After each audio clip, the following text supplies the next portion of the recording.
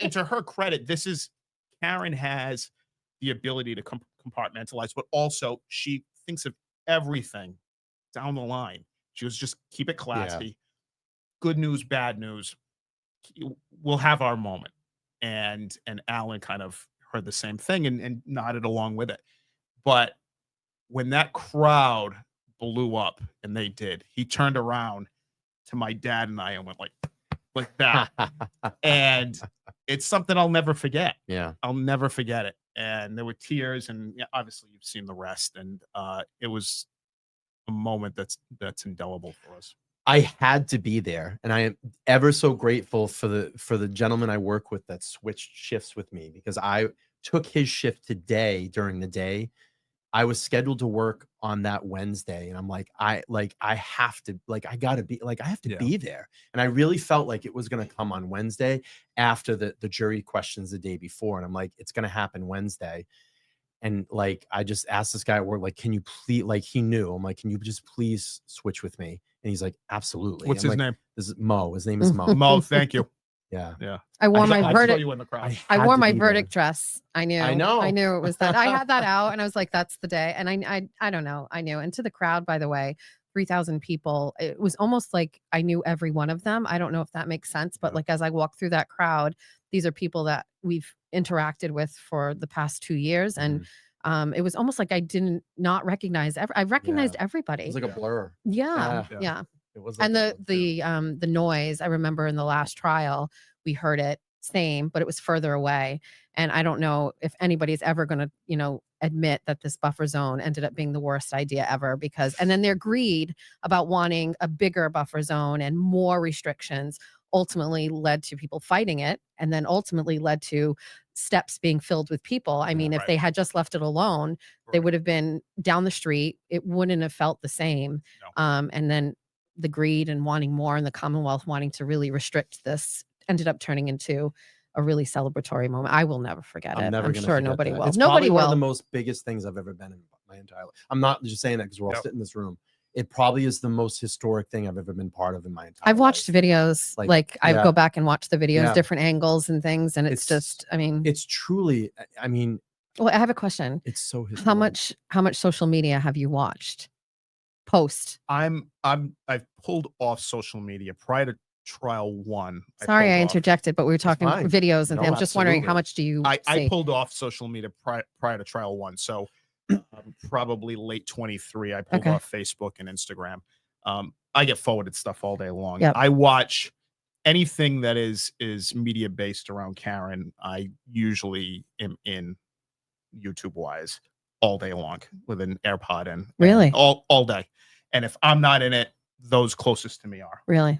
So I'll get forwarded things from, and that's how you pick on different YouTubers, whether it be the Calera or Brian and all of that stuff. And that started a couple of years ago. So I see everything.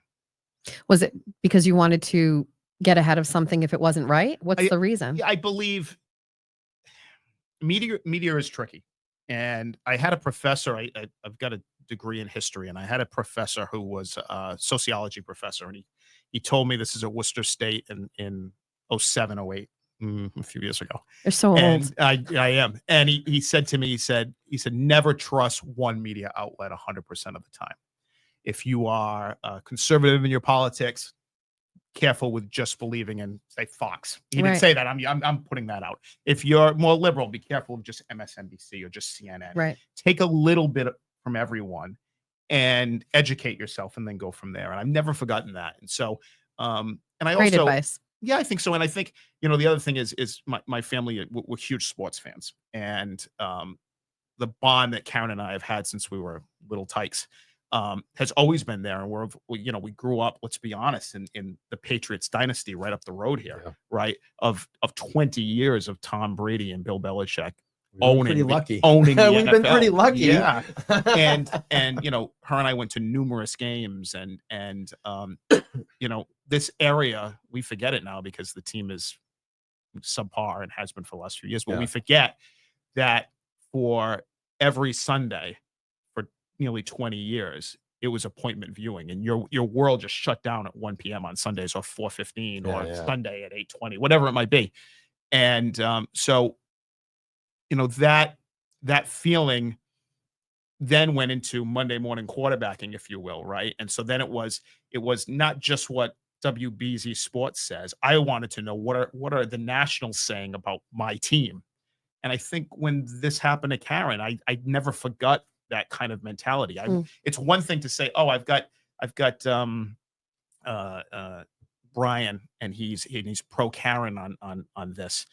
I want to know what Aguilera might say while he's in Tennessee, right?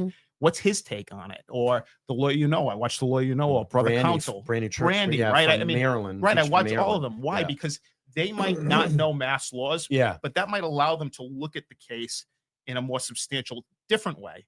And if I'm being honest here, one of my favorite takes whenever he's on is Mark Betterow. He's incredibly knowledgeable. Yeah. He never makes a mistake. My uhs and ums and everything, he doesn't have any of those. We got a lot to learn from Mark, but his ability to take whatever happened that day in court and break it down for those of us who don't have legal backgrounds like myself, incredibly important. And I found that to be appointment viewing, truly appointment viewing. And so when I got home, if I didn't catch it, or if I was in the seaport with Karen and I didn't catch it, the next morning while I was shaving, an AirPod was in and I was listening to it at 4:45 in the morning. Yeah. And that's true of this show and Young Jerks and and Aiden, there's Kim and Aiden, oh my God, yeah, of course. Aiden, Yeah. of course. So let me just take pause for a second. Just give everybody some. If you're just coming in right now, my guest this evening is Nathan Reed, and I have Jess Machado, independent court reporter that was in during trial 1 and trial 2. If you haven't subscribed to the channel, please make sure to subscribe. Hit the like button. It's free to do that. I just want to give a kind of a programming note for super chats tonight. I'm going to try to get to them as much as I can at the end. I just don't, in the interest of time, we're just trying to keep the show flowing. But I have Kelly Reed actually checking in right now. She sent the super chat and she said, Nathan has a great voice for audio and a perfect face and smile for TV. Love you, kid. You're doing fantastic. Hi, Brian, Jess, besties for life. Hi, Kelly. we love Kelly. Kelly is actually my dad's cousin. So my dad, little background, my dad is the oldest of his generation and I'm the oldest of my generation. Kelly is among the younger of my dad's generation. So she's actually my dad's cousin.